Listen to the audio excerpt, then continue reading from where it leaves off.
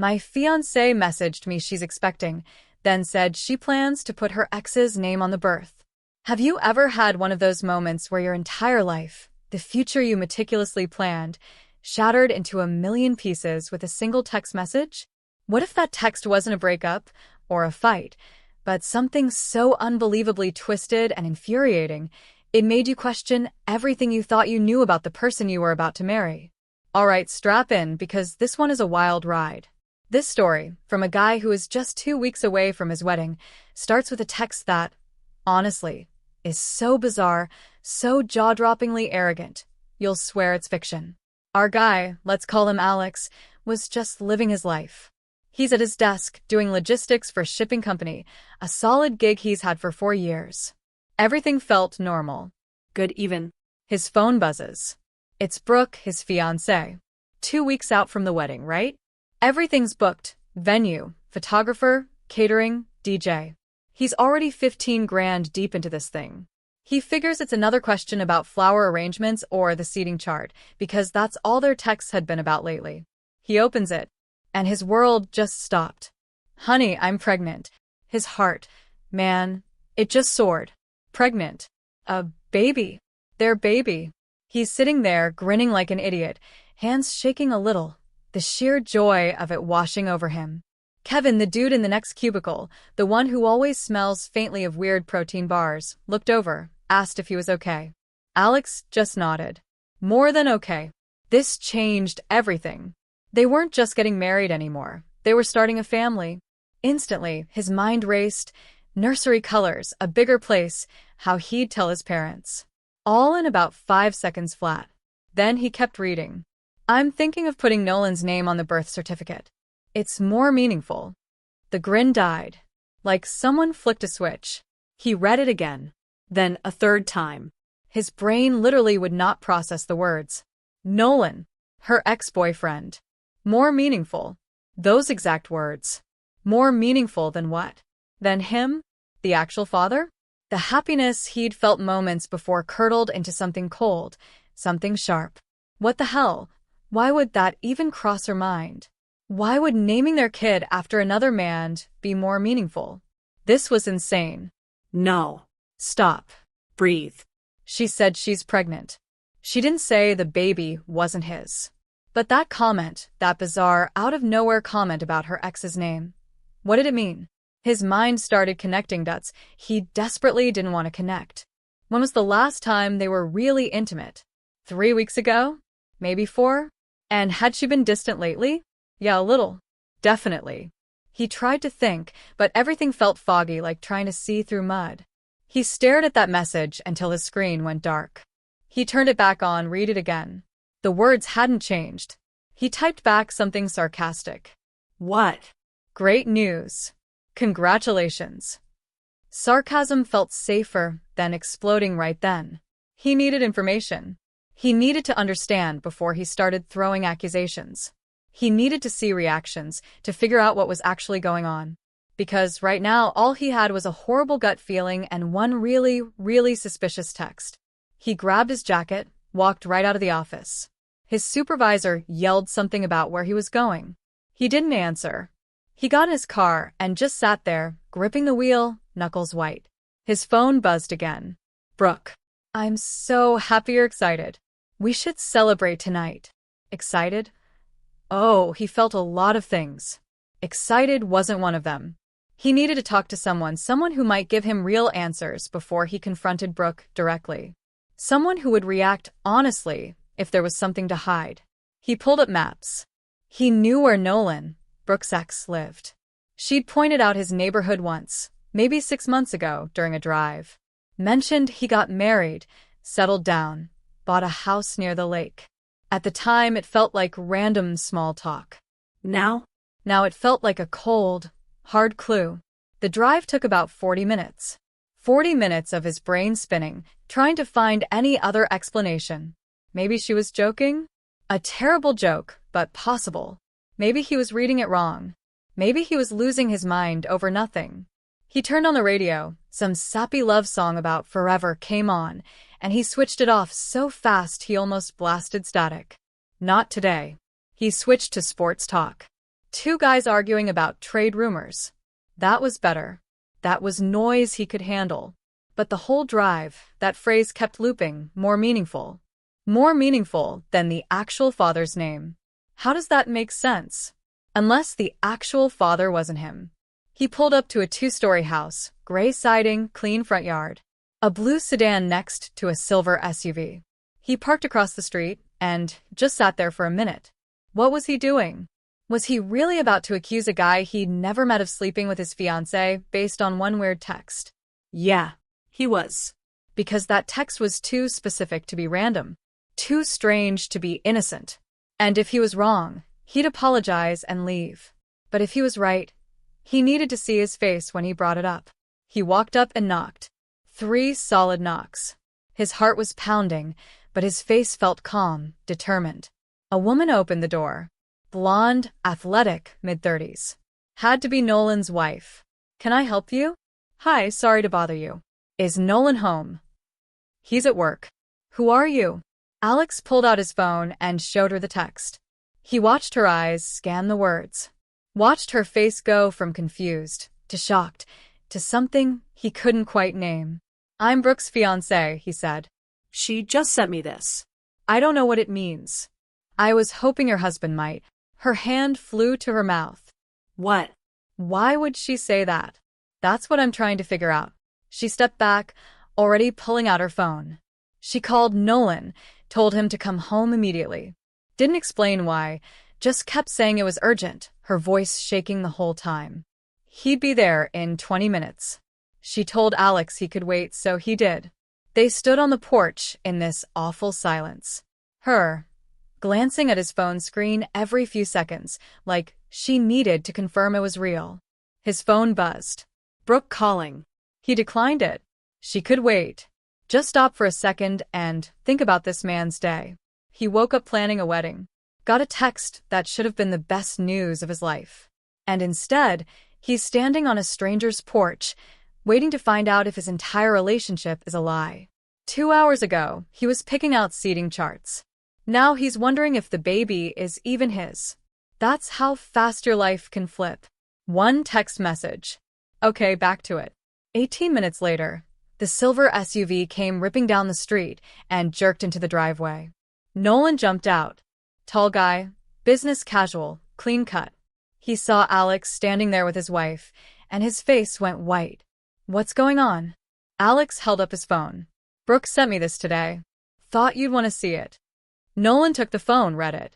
His expression went from confused to horrified in about 3 seconds flat. What the? I haven't talked to Brooke in years. Then why would she mention your name? His wife's voice was sharp. I don't know. He looked panicked now, which was interesting. Because innocent people get confused. Guilty people panic. Alex took his phone back. Are you happy now? Tuesday. 6 days of waiting. 6 days of slowly going insane. 6 days of everybody in his life having an opinion about what he should do. He texted back. I'll be there. 3 disappeared, appeared again. Then, okay. He took the whole week off work, told his boss family emergency. His boss didn't ask questions, just said, handle it. Small blessing, because there was absolutely no way he was going to be useful at that desk for the next 6 days. He tried reading a book one afternoon, read the same page 4 times, and couldn't tell you a single word on it. Wednesday afternoon, an unknown number. He almost didn't answer. Hello, this is Megan, Nolan's wife. Her voice was tight, controlled, barely. We need to talk. She asked him to confirm the text was real. He offered to forward screenshots. She believed him. Then she told him Nolan had been acting strange since he showed up at their house. Defensive, angry, snapping at her over nothing. And this part made his stomach drop. He suddenly wouldn't let her see his phone anymore. That's new. Very new. Before this week, we had an open phone policy. Now he's got it password protected and takes it everywhere, even to the bathroom. People don't suddenly lock down their phones unless they're hiding something. That's a fact of life. You don't wake up one morning and decide your wife of 6 years can't see your screen unless there's something on that screen you don't want her seeing. Is Brooke taking the test? Megan asked. Tuesday. When you get the results, will you tell me? I deserve to know if my husband's been lying to me. I will. He promised her that, and he meant it. Thursday, Brooke's mother called, and man, she came in swinging. How could you cancel the wedding? Do you have any idea how humiliating this is for our family? With all respect, Alex said, your daughter's the one who made this humiliating. She made a mistake. One silly comment. It wasn't silly. It was specific and concerning. You're being paranoid and cruel. That baby is yours. Brooke loves you. He hung up before he said something he couldn't take back. Over the next few days, he got calls from Brooke's dad, her sister, her best friend. Every single one telling him he was overreacting, defending her. Not one of them.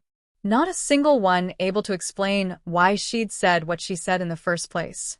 They all just kept circling back to she was emotional and pregnancy hormones, like that explains wanting to put your ex-boyfriend's name on a birth certificate. Friday night, Brooke texted, "Can we please talk face to face? I miss you." He stared at that message for a long time, sitting on his bed. Part of him wanted to see her, wanted to believe this was all a misunderstanding. But the smarter part of him, the part that read that text and felt his whole world crack, that part knew better. After the test, not before. You really don't trust me at all, do you? Should I? No response. Saturday. Nolan left a voicemail.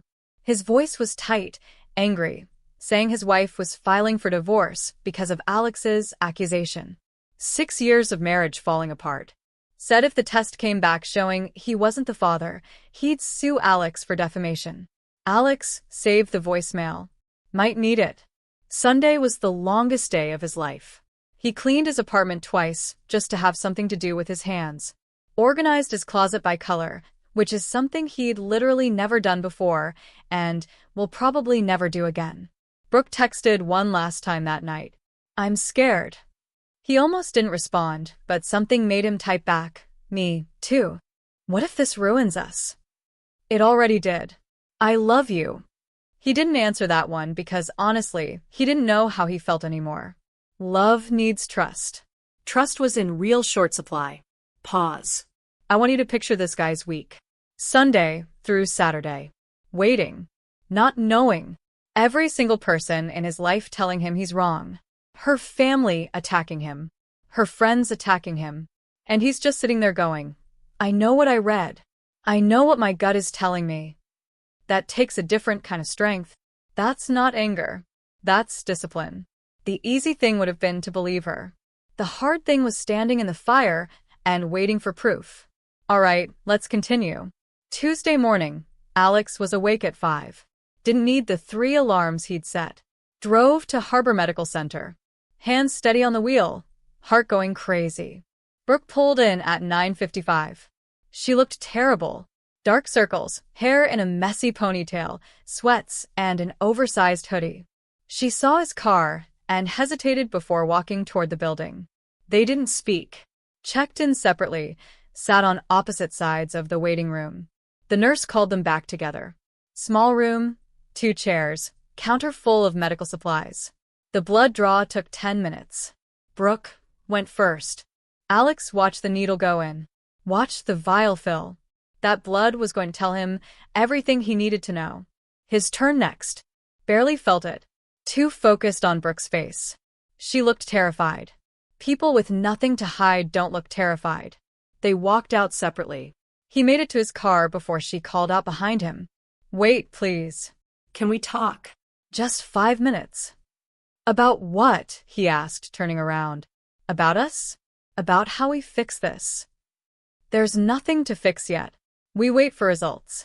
Then we'll see if there's anything left to fix. You really think I cheated on you? I think you gave me every reason to wonder. That's on you, not me. He got in his car, drove away, left her standing there in the parking lot. The next 7 days were brutal. Everybody calling, nobody with answers. His family trying to be supportive while secretly hoping he was wrong. He could see it in their faces. They wanted the baby to be his.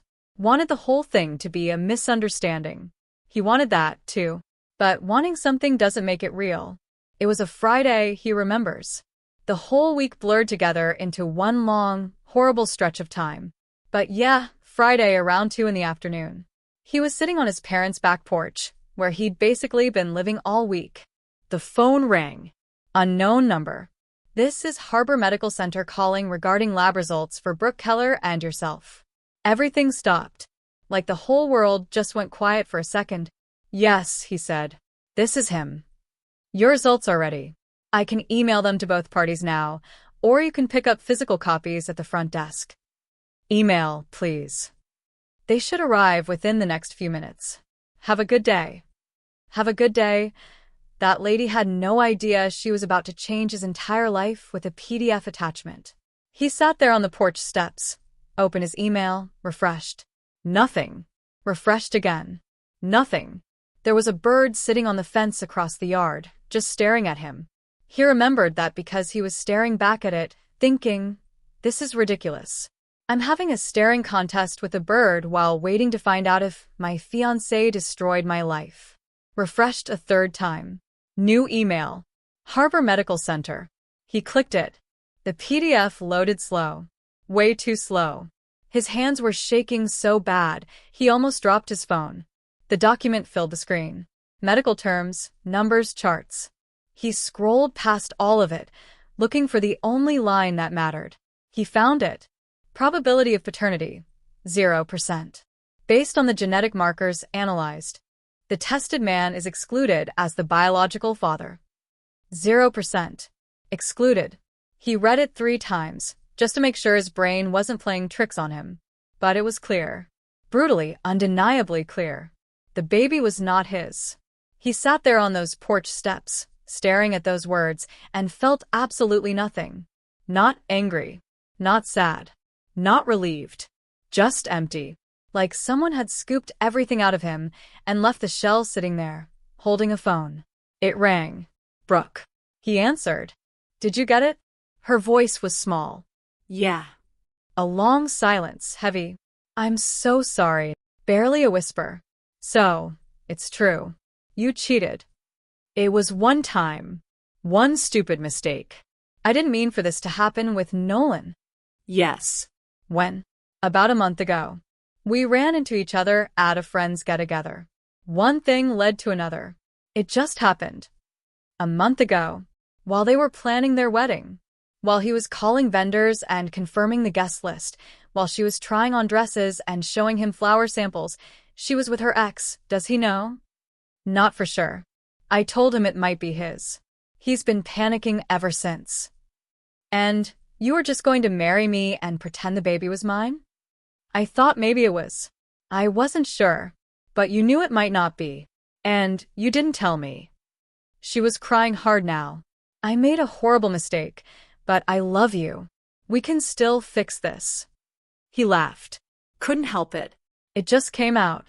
Fix this, Brooke? You're pregnant with another man's baby. A man you cheated on me with while we were picking out wedding centerpieces. What exactly is there to fix? We can get through this together. No, we can't. We're done. He stood up. You need to tell Nolan. He deserves to know he's about to be a father. What about us? There is no us. There hasn't been since the night you slept with him. I just didn't know it yet. He hung up, blocked her number. Then forwarded the test results to Megan with one line. You were right to file for divorce. She responded in seconds. Thank you for telling me. I'm sorry you had to go through this. Hold on, hold on, hold on. It just happened. That's what she said. It just happened. Like it was an accident. Like she tripped and fell into her ex-boyfriend's bed. No. She made a choice. She made a series of choices. She chose to stay. She chose to go further. She chose to hide it. She chose to send that text and hope nobody would connect the dots. And the only reason any of this came out is because she was stupid enough to mention his name in the same message where she announced the pregnancy. She told on herself. That's not an accident. That's karma. Okay, back to it. He called his parents, told them everything. His mom cried. His dad just said, come home. We'll figure out the next steps. But first, Alex had one more thing to do. He drove to Brooke's apartment, used his key one last time. She was sitting on the couch, exactly where he knew she'd be. "I want every penny back," he said. "Everything I spent on the wedding. The deposits, the venue, the photographer, the catering. All of it. I don't have that kind of money." Then figured out. Sell something. "Borrow from your parents. I don't care. But you're paying me back every dollar." "That's not fair." He stared at her. "You cheated on me. Got pregnant by your ex, tried to trick me into raising his baby. And you want to talk about fair? Nothing." She had nothing. He put his key on the counter. "Goodbye, Brooke." He walked out for the last time, got in his car, and drove away from the biggest mistake he almost made. Saturday morning, he sent a group text to both families.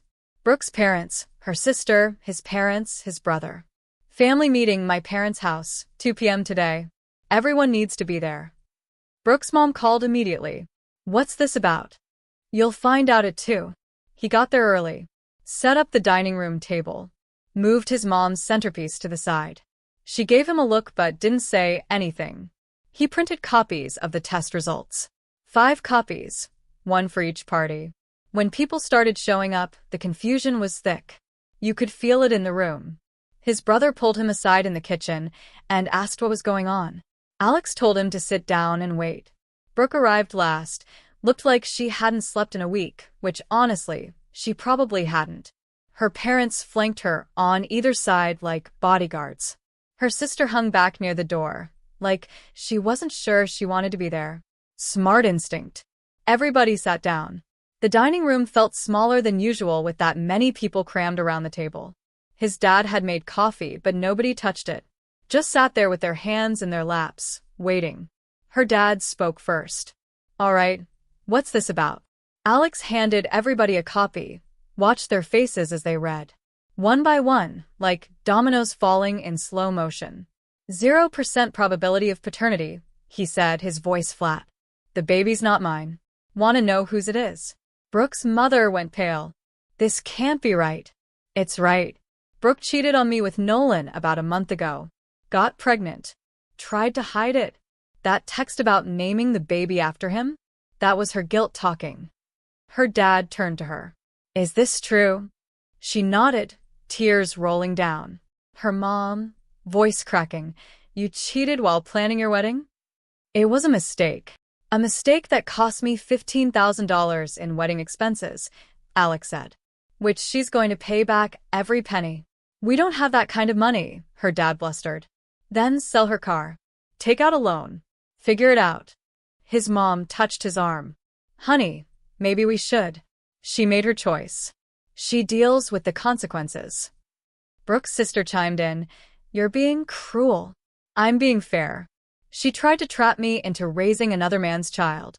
Cruel would be pressing charges." That shut everybody up. "Does Nolan know?" Brooke's father asked, quiet now. "He does now. Sent him the results this morning. His wife already filed for divorce." Brooke sobbed louder. Her mom hugged her, but even she looked disgusted. "I think we should go," her dad said, stiff, humiliated. "Good. You should feel humiliated. Your daughter destroyed 2 relationships and brought a child into this mess because she couldn't keep her commitment." They left fast. His family stayed. "You okay, Dad?" "Better than okay." He sat down heavily. "I dodged a bullet. Can you imagine if I'd married her? Found this out a year from now. 2 years." His mom squeezed his shoulder. "You did the right thing. All of it." His phone buzzed. Text from Megan. "Nolan's freaking out. Lawyer says he'll have to pay child support. His whole life is falling apart." Alex replied, "We both deserved better." Word spread fast after that. Friends took sides. Most took his. Brooke's people tried defending her at first, but the facts were too ugly. She cheated. She lied. She tried to pass off another man's baby as his. There's no spin you can put on that. By Monday, she deleted all her social media. Couldn't handle the fallout. Her best friend, a girl named Jess, who he'd always gotten along with, she texted him to say she was sorry and that she'd had no idea. Said Brooke had been lying to everybody, not just him. That one hit different, because Jess seemed genuinely upset about it, like she'd lost something, too. Tuesday, a check from her parents. $8,000. Note attached. It's all we can manage right now. Rest will come in payments. He deposited it. Sent them a payment plan, typed it up like a business document. No emotion, just numbers and dates and a signature line. That felt weird, honestly. Sending a payment plan to people who were almost his in-laws. But weird was kind of the theme of his life at that point, so whatever. Wednesday, he went and got himself tested at a clinic. Last thing he needed was a parting gift from Brooke's betrayal. Tests came back clean. Small mercy. A month later, he heard through mutual friends that Brooke and Nolan were trying to work out some kind of arrangement for the baby. Neither one wanted a relationship with the other, but they were stuck with an 18-year connection now, whether they liked it or not. Megan took Nolan for everything in the divorce. The house, the savings, basically his whole life. She deserved it, honestly. 6 years of marriage destroyed because he couldn't keep his hands to himself. Brooke's own family stopped talking to her for a while, too embarrassed to deal with the fallout in their social circle. And him? He went back to work, started hitting the gym harder. Not in some dramatic revenge body way, more like he just had a lot of energy he needed to burn off, and lifting heavy things helped him not think for an hour. Reconnected with friends he'd been too busy wedding planning to hang out with. His buddy Ethan dragged him to a pickup basketball game on Saturday mornings. He was terrible at it, but it felt good to be doing something normal. Got promoted at work about 3 months later, actually. His boss said his focus and discipline over the past few months impressed him. Alex didn't tell him the focus came from trying not to think about how close he came to marrying someone who was carrying another man's child while picking out their wedding cake. He ran into Brooke once at a grocery store about 4 months after everything. She was visibly pregnant, looked exhausted. They made eye contact across the produce section. She was standing near the avocados. He was grabbing apples. For a second, the whole store just kind of froze. She opened her mouth like she wanted to say something. He kept walking, pushed his cart straight past her, and didn't look back. Nothing left to say. The woman standing in front of the avocados wasn't the person he thought he was going to marry. She was just a stranger who'd lied to him, and strangers don't get his time anymore. 6 months after the breakup, he got the final payment. $15,000 total, fully reimbursed. Deposited the check at the ATM on his lunch break, and felt nothing. No satisfaction, no anger, no relief. Even. Just done. Like closing a browser tab you forgot was open. Chapter finished. His buddy Ethan asked him one night, they were at his place watching a game, "Think you'll ever trust somebody like that again?" "Yeah," Alex said. "But I'll verify everything now." Trust and verify aren't opposites. They work together. Anyway, 3 weeks ago, Brooke texted from a new number. "I'm sorry for everything. I hope you're doing well." He blocked it without responding. Some apologies show up too late to matter. And honestly, some apologies aren't even apologies. They're just people trying to make themselves feel better about what they did. He doesn't owe her that comfort. And honestly, he doesn't think she's sorry she did it. He thinks she's sorry she got caught. There's a real big difference between those two things. And most people don't bother figuring out which one they're actually hearing. He figured it out. Took him a while, but he got there. Last week, he deleted the last photo of them from his cloud storage. Removed her contact info. Cleared out every digital trace of the relationship. Took about 20 minutes. 4 years of his life cleaned out in the time it takes to watch a sitcom episode. That's what happens when somebody lies to you. The whole thing shrinks. All those memories you thought meant something just deflate because you realize half of them were built on something that wasn't real. People ask him if he's bitter. He's not. He means that. He's grateful. Grateful for that stupid text message. Grateful he found out before the wedding. Grateful he had the backbone to walk away when everything inside him, every instinct, every memory, every late-night conversation they'd ever had, was screaming at him to believe her. She made her choice. He made his. She's living with the consequences of what she did. And he's living free. He started dating again recently.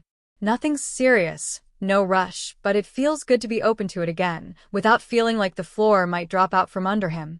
Will he ever fully trust someone the same way again? He doesn't know. Probably not the exact same way. But he'll trust smarter, eyes open. And honestly, that's not a bad thing. That's just growing up. And he's okay with that. So, what do you think? Did he handle it the right way, walking away so firmly? Should he have given her a chance to explain before canceling the wedding? And what about Nolan's wife, Megan? Do you feel bad for her, or do you think she should have seen the signs earlier? Let me know in the comments below. I really want to hear your takes on this one.